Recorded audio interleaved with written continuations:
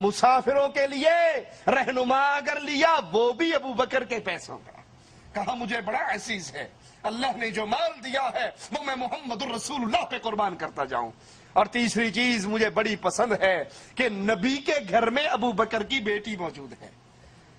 نبی کے گھر میں ابو بکر کی بیٹی. اور یاد کر لو، نبی بھی پاک، اس کے گھر والی بھی پاک، نبی بھی پاک، نبی کا بستر بھی پاک، نبی بھی طیب اور گھر والے اور بستر بھی پاکیزہ ہے. نبی کے بستر پہ غیر پاکیزہ کوئی آ سکتا؟ کہا مجھے بڑا پسند ہے، مجھے بڑا عزیز ہے کہ میری بیٹی محمد الرسول اللہ صلی اللہ علیہ وسلم کے گھر میں ہے. خود اللہ کے نبی نے فرمایا صلی اللہ علیہ وسلم، اللہ ابو بکر پہ رحم کرے، انہوں نے اپنی بیٹی کو میری زوجیت میں دیا، مجھے دار الہجرت پہنچایا اور بلال کو خرید کر اللہ کے لیے آزاد کر دیا. اللہ ابو بکر پہ رحم کرے، یہ دعا محمد الرسول اللہ صلی اللہ علیہ وسلم دے رہے.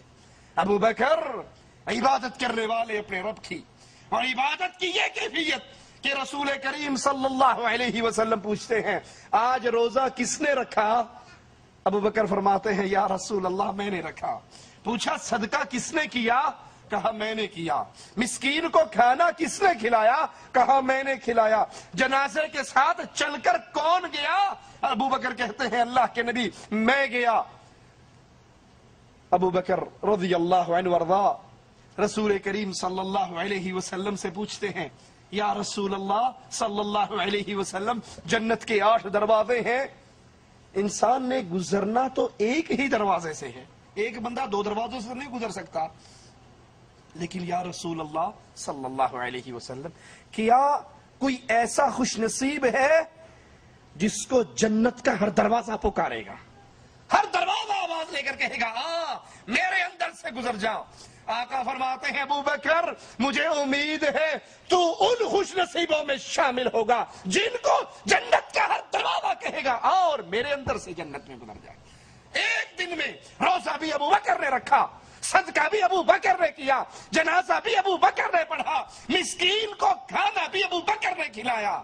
کہا مجھے امید ہے، مجھے یقین ہے جس کو جنت کے ہر دروازے نے نام لے کر پکارنا ہے وہ ابو بکر صدیق ہے، جو جائے گا تو ایک ہی دروازے سے لیکن جنت کے ہر دروازے کی خواہش ہوگی کہ ابو بکر میرے اندر سے گزر جائے. رضی اللہ عنہ وارضا. ابو بکر صدیق رضی اللہ عنہ وارضا اللہ کی مخلوق کی خدمت کرنے والے. مدینہ میں ایک بڑھیا رہا کرتی تھی، عمر فاروق رضی اللہ عنہ وارضا اس بڑھیا کے گھر جاتے، اس محتاج کے گھر جاتے، اس کا کھانے پینے کا بندوبست کراتے، اس کے گھر کے کام کراتے. پھر یہ ہونے لگا حضرت عمر کے جانے سے پہلے بڑھیا کے سارے کام ہو چکے ہوتے.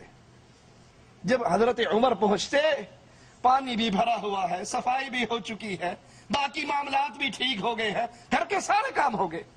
حضرت عمر کہتے ہیں ایک دن میں وقت سے پہلے آ کر چھپ گیا، دیکھوں تو صحیح یہ کون ہے جو نیکی میں فاروق اعظم سے بھی بڑھ رہا ہے. کہا اللہ کی قسم میں نے جب چھپ کر دیکھا تو وہ رات کے اندھیرے میں آ کر اس مجبور بڑھیا کا کام کرنے والا مسلمانوں کا خلیفہ ابو بکر تھا رضی اللہ عنہ وارضا. اللہ ان سے راضی ہو. بہادری کا کیا کہنا، شجاعت کا کیا کہنا. حضرت علی رضی اللہ عنہ وارضا خود لوگوں سے سوال کرتے ہیں، کہا بتا تمہارے نزدیک سب سے زیادہ بہادر کون ہے؟ لوگوں نے کہا اے علی رضی اللہ عنہ وارضا آپ ہو. آپ نے پھر پوچھا، کہا سنو میں جب بھی لڑا ہوں اپنے برابر کی چوٹ سے لڑا ہوں، تم بتاؤ سب سے زیادہ بہادر کون ہے؟ لوگوں نے کہا ہم نہیں جانتے. تو کہا بدر کے دن جب اللہ کے نبی صلی اللہ علیہ وسلم کے لیے الگ مقام بنایا گیا، آپ کی حفاظت کا سوال پیدا ہوا. حضرت علی فرما رہے ہیں رضی اللہ عنہ وارضا نبی کی حفاظت کا سوال پیدا ہوا. کون نبی کے پاس رہے، نبی کی حفاظت کرے، یہاں پر پہرا دے۔ کہا ابو بکر تلوار نکال کر کھڑے ہو گئے، کہا اللہ کی قسم محمد کے دروازے کا پہرے دار آج ابو بکر بنے گا۔ حضرت علی فرماتے ہیں پھر ابو بکر نے کافروں سے ایسی جنگ کی اور ان کو اپنے رسول صلی اللہ علیہ وسلم کے قریب نہ آنے دیا۔ سنو، سب سے زیادہ بہادر ابو بکر رضی اللہ عنہ وارضاہ ہے۔ حضرت علی فرماتے ہیں ایک دن کفار نے میرے آقا کو گھسیٹا، میرے آقا کے ساتھ بدسلوکی کی۔ حضرت علی خود فرما رہے ہیں کسی کو جرت نہ ہوئی کفار کو روکنے کی۔ ابو بکر دوڑتے ہوئے آئے، کفار کو دھکا دیا اور ان سے قتال کرنے لگے کہ تم اس رسول کو اس لیے مارتے ہو کہ یہ آواز لگاتا ہے میرا رب اللہ ہے۔ کفار نے رسول اللہ صلی اللہ علیہ وسلم کو چھوڑ دیا اور سارے کے سارے ابو بکر صدیق کو مارنے پر تیار ہو گئے۔ حضرت علی رضی اللہ عنہ وارضاہ فرماتے ہیں آل فرعون کا مومن اور ابو بکر رضی اللہ عنہ وارضاہ پوچھتے ہیں ایمان میں کون بہتر ہے؟ کہا اللہ کی قسم آل فرعون کے مومن سے ابو بکر 1000 درجے زیادہ افضل ہے، کیونکہ آل فرعون کے مومن نے اپنے ایمان کو چھپا لیا تھا اور ابو بکر رضی اللہ عنہ وارضاہ اپنے ایمان کا اعلان کر رہے تھے۔